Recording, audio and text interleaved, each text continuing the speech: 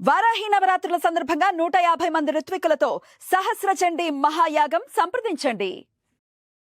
నమస్తే, welcome to Suman TV. నేను పద్మిని. ప్రస్తుతంతో పాటు ప్రముఖ ఆధ్యాత్మికవేత్త, సూర్య ఉపాసకులు, sun spiritual society founder Vikramaditya garu మనతో పాటు ఉన్నారు. మాట్లాడదాం. నమస్కారం సార్. సూర్యోస్మి తల్లి. సార్, 21వ తారీఖు అత్యంత వైభవోపేతంగా మనందరినీ అనుగ్రహించడం కోసమే ప్రకృతి అందిస్తున్నటువంటి ఒక బ్యూటిఫుల్ డే అని చెప్పొచ్చు. అంతా ఏమి తెలియనట్టు చూస్తారేమిటి? భాను సప్తమి. రిలవెంట్ పర్సన్ మీరు చెప్పాలి. భాను సప్తమి మరి ఎట్లా వినియోగించుకోవాలంటే, సూర్యనారాయణ మూర్తి అంటే ఐదర్ రథ సప్తమి, మాఘమాసము, వీటిల్లో అయితే విశేషంగా ఆయన ఆరాధన చేస్తూ ఉంటాం. ఇంక ఇప్పుడు దక్షిణాయనం కూడా ప్రారంభం అయిపోయే స్థితిలోనే మనం ఉన్నాం. ఈ టైంలో భాను సప్తమి వచ్చింది. మరి భాను సప్తమికి ఉన్నటువంటి వైశిష్ట్యం ఏమిటి? ఎట్లా వినియోగించుకోవాలి ఆ రోజుని? వినియోగించుకుంటే వచ్చేటటువంటి ఫలితం ఏమిటి? మీరు ఏం చేయబోతున్నారు ఆ రోజున?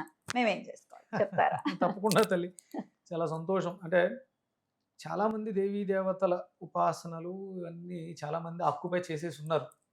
ఇది 2020 వచ్చేసరికి ఒక స్పేస్ చాలా పెద్ద స్పేస్ ఖాళీగా ఉంది. వాక్యూమ్ అనేది ఉందా? అది సూర్యుడికి సంబంధించినటువంటి విజ్ఞానం, సూర్య విజ్ఞానం. అంటే ఇప్పుడు చాలా మంది, అంటే ఇప్పుడు మనకి చాగంటి కోటేశ్వరరావు గారు, శ్యామవేద షణ్ముఖ శర్మ గారు, ఇలా ఎంతెంతో మంది ప్రముఖులందరూ ఒక్కొక్క దేవీ దేవతల ఆరాధన గురించి చాలా గొప్పగా ఉన్నతంగా మాట్లాడిన వాళ్ళు. చాగంటి గారు సూర్యుడి గురించి ఆదిత్య హృదయం కాదు, ఇది నాకు తెలియాలి అంటే దానికి ముందు ఎవరో ఒకరు చెప్పు ఉండాలి కదా. చాగంటి వారు చెప్పినటువంటి ఆదిత్య హృదయానికి ప్రవచనం, సామవేద షణ్ముఖ శర్మ గారు అమెరికాలో 9 రోజుల పాటు ఆదిత్య హృదయానికి ప్రవచనం 9 రోజులు చెప్పారు. 30 శ్లోకాలకు వివరణ ఇచ్చి, ఇంత అద్భుతమైనటువంటి శ్లోకాలని పట్టుకుని ఇంత అద్భుతమైనటువంటి ఆదిత్య హృదయం గురించి చెబుతూ ఆయన మనకి రాజమండ్రి దగ్గర కొంతమూరు అనే గ్రామంలో వల్లభ గణపతి దేవాలయం ఇవన్నీ కట్టారు.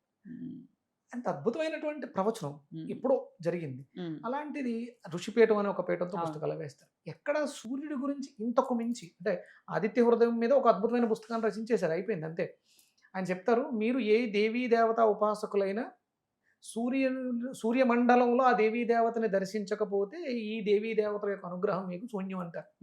ఇంత గొప్పగా చెప్పిన ఆయన దీన్ని ఎందుకు తీసుకురాలేకపోయారు? ఇంకా విస్తృతంగానా? ఇంకా విస్తృతంగా. ఇప్పుడు యావత్ భారతదేశం ఒకటే ఉపాసనలో ఉండేది పూర్వం. మొత్తం అంటే ప్రపంచం అంతా కూడా ఒకే ఉపాసన ఉండేది. మీరు చెయ్యాలి కదా, అది చెప్పేది. ఇంత అద్భుతమైనటువంటి స్పేస్. ఇప్పుడు సూర్యోపాసన ఆదివారాలు జనం మారుతున్నారు, నాన్ వెజ్ మానేస్తున్నారు అంటే ఆ క్రెడిట్, ఆ చిన్నది అది ఏదైతే ఉందో అది సూర్యుడు నాకు ఇచ్చినటువంటి వరం. ఖచ్చితంగా వీళ్ళందరూ ఇచ్చిన జ్ఞానాన్నే తీసుకున్నారు. ఇంత అద్భుతంగా చెప్తున్నారు. అసలు ఆయనలో ఏముంది అని చూడడానికి దిగినప్పుడు వచ్చినటువంటి అద్భుతమైనటువంటి, అందులో మనకి మాఘమాసం విశేషం, అందులో ఇంకా ఆదివారాలు విశేషం. అలాంటి మాఘమాసానికి, అంటే మాసం మొత్తానికి ఉన్న శక్తి ఎన్నో, అంటే సంవత్సరంలో వచ్చేటువంటి 44 ఆదివారాలు, 45 ఆదివారాల యొక్క శక్తి ఒక్క సప్తమి ఆదివారానికి ఉంది. అద్భుతం కదా. సూర్యోపాసన మనకి ఒక సౌరాష్ట్రం ఉంటుంది, సౌరాష్ట్ర సోమనాథించ, అక్కడంతా గుజరాత్ అంతా విపరీతమైనటువంటి సూర్యోపాసన. సూర్యుడు కనపడకపోతే, ఒకవేళ మేఘం అడ్డొస్తే ఆ రోజు వాళ్ళకి నిరాహారంగా ఉండిపోతారట. అందుకని ఆ రాష్ట్రానికి సౌరాష్ట్రము అంటే అంత విపరీతమైనటువంటి సూర్యోపాసనలో ఉండేవారు. అలాంటి అద్భుతమైనటువంటి రోజు శుక్లపక్ష సప్తమి, భాను సప్తమి. దీనికి ఒరిజినల్ పేరు ఏంటంటే గోవింద సప్తమి. గోవింద సప్తమి అంటే జ్యేష్ఠ మాసంలో వచ్చే సప్తమి.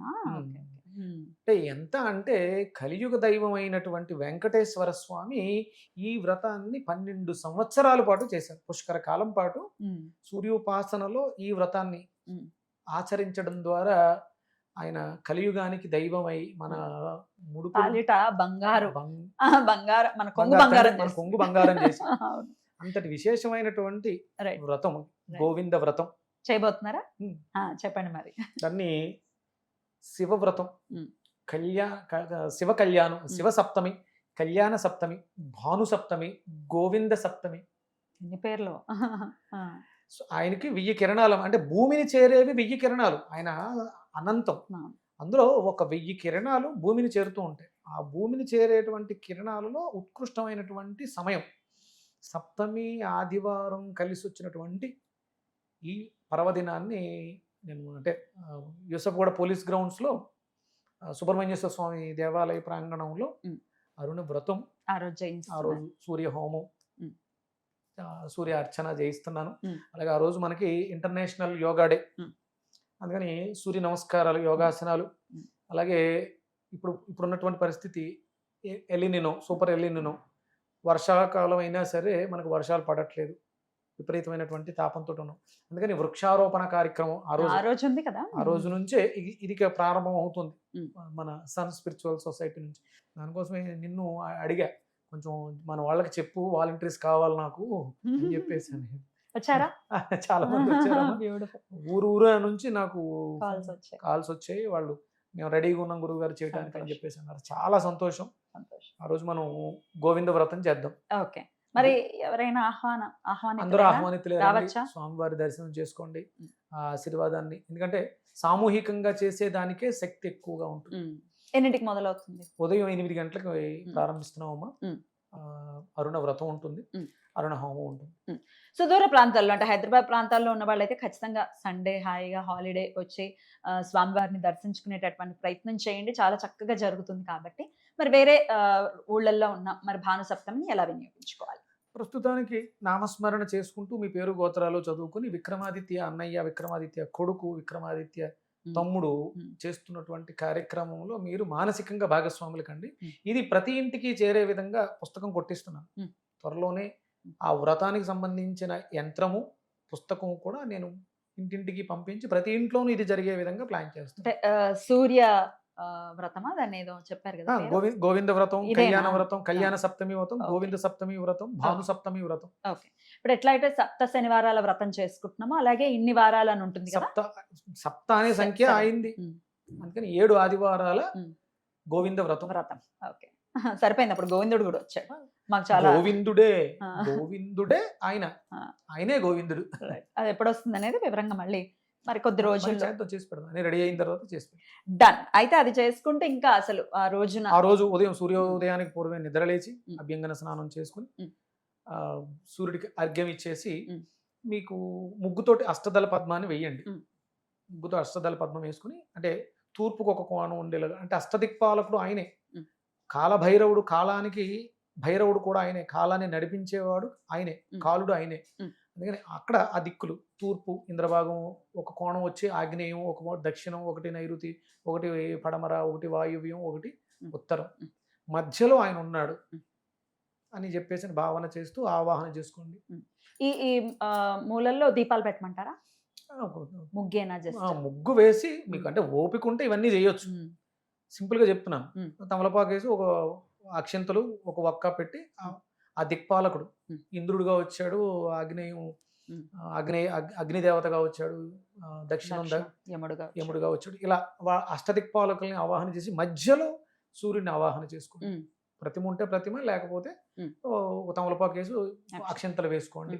ఒక సూర్యుడి ఫోటో పెట్టుకోండి, దీపం వెలిగించండి, పంచోపచార పూజ చేయండి, అష్టోత్తరం చదవండి, సూర్యాష్టకం చదవండి, ఆదిత్య హృదయం చదవండి, పరమాన్నాన్ని నివేదన చెయ్యండి. ఆదిత్య హృదయాన్ని 12 సార్లు పారాయణం చేయండి, నమస్కారం చేసుకోండి. అరుణవ్రతం 7 ఆదివారాల అరుణవ్రతం అందరూ చేసే విధంగా మమ్మల్ని ఆశీర్వదించు స్వామి.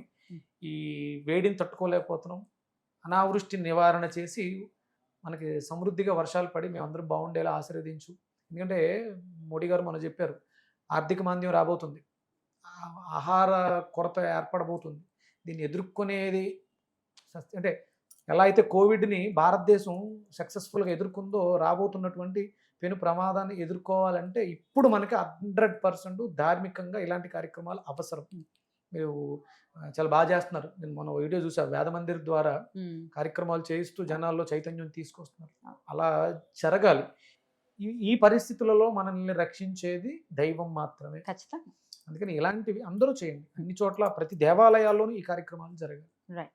మరి ఆ రోజు ఆదివారం కాబట్టి మరి నియమాలు: స్త్రీ తైల మధుమాంసాన్ని త్వజంతి రవిర్దిన నా వ్యాధి శోక దారిద్ర్యం సూర్యలోకం గచ్చతి.